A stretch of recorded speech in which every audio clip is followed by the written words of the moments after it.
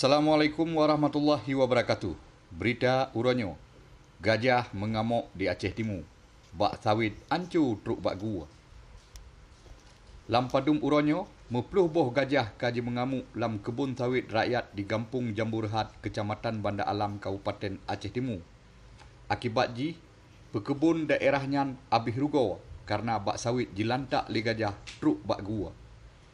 Info yang kamu temui bak urang berkebun di daerahnya, lam dua uronyo tim BKSDA Aceh dengan FKL dan masyarakat di sini tengah getiup gajah dengan cara bertuh mercun dan gesurak-surak.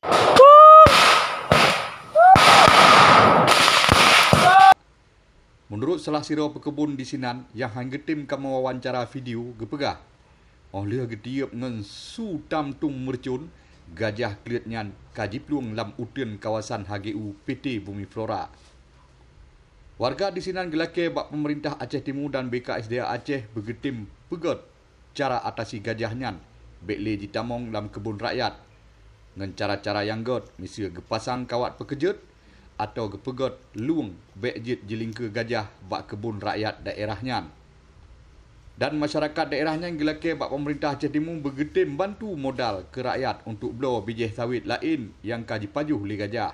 Bupati Aceh Timur Haji Hasbalah Haji Muhammad Taib bak acara konferensi pers bak Polres Padum-Padum Uro yang kaulikut gepegah mandum pemilik HGU di Aceh Timur bek pelara utun sehingga jik ke tempat jemusom gajah dan rakyat akan rugo. Jadi HGO-nya jik ke sarang gajah, tolonglah yang punya HGO. Minimal yang punya HGO yang bineh utun harus na barer. Yang di luar HGO-nya tanggungjawab Pemda. Kita kerjasama dengan BKSDA. Kita pegat barer. Yang long pesan orangnya, ubena mati gajahnya lam HGO.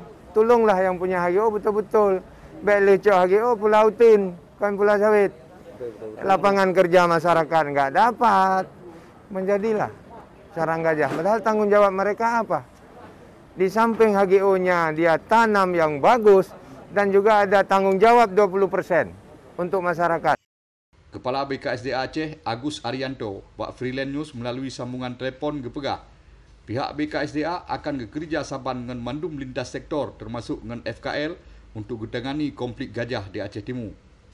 Gonyan gelake bak masyarakat daerahnya bergetim jaga binatangnya, menyegeparuh gepakai cara-cara yang god dan gelake bek gepoh-poh pomerahnya. Ilyas Ismail, Freelance News, Aceh Timur.